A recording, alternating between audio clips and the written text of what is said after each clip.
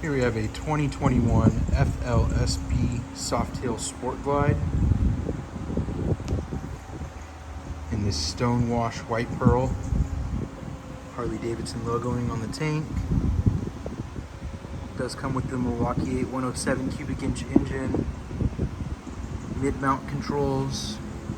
There's an added S&S brake pad. It does have a monoshock under the seat, easily preload adjustable with this dial here. Has passenger peg and pillion, take someone along for the ride.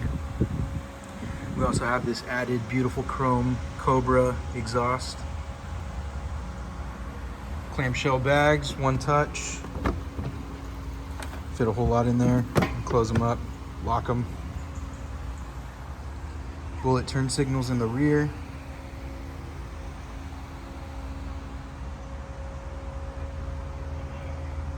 Mid-mount foot controls. Side fill gas cap, so when you're at the gas station you get a fuller tank, you're on the road longer. And we're looking at 3,597 miles on the odometer.